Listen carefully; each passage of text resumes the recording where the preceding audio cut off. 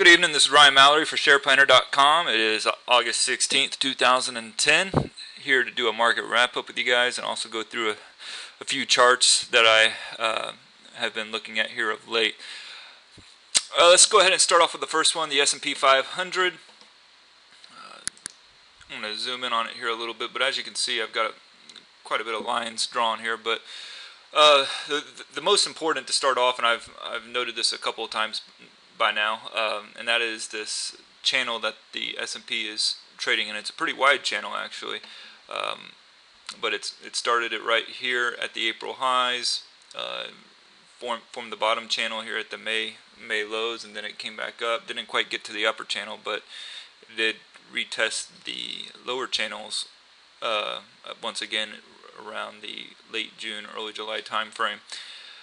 But then just of late here, when it went to go test the 1130 price level, which was very significant, it also converged with the parallel downward channel line.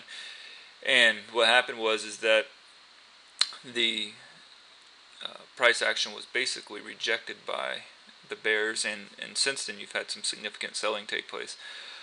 Today we actually finished in positive territory after gapping down at the open, which actually made for a really good fade if you bought the S&P or futures or DIA or any other index at the market open. You could have made a nice gain by buying at the open, selling at the previous day's close.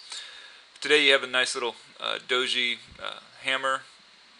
Wouldn't put too much stock into it at this point. We could see a little bit of a rally today tomorrow and throughout the rest of this week, especially with options expiration right around the corner. There's not a lot of significant news events coming out. You do have the producer price index coming out. I believe it is tomorrow, which could definitely add some sway to the market one way or the other. But a couple of things to notice: 3 days in a row here we've not been able to push through the 50-day moving average, and if this market does end up testing the lower channel line again, which I do think it will, first it has to bust through this 1040 level and then break the support here at the 1011 area. But after that, I mean, it could go down as low as 980, 960, depending on where the trend line is at that point. So definitely a lot of downside risk, more downside risk than there is really upside at this point. And it's amazing how fast it changes, because last week I was probably on Monday was the last day where I was actually a little bit bullish on the market. I had a portfolio slanted to the longs, but not the case anymore. A couple of picks here that I've picked, or stocks that I've picked up recently. TICC. This is the only holdover from all my long positions. This is like one of the best long-term trending stocks that I've seen in a very long time.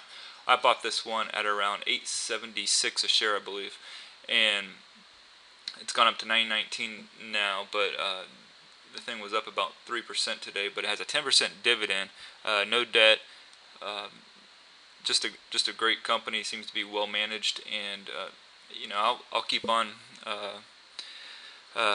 riding this stock price higher until it breaks my stop loss, which is around 843. DGX, this was a stock that I picked up on Friday. As you can see here, you got a nice downward trend line here in place, and I've got the resistance right above this candle right here, right before they gap down, and basically using this bounce off of the gap fill as an entry point.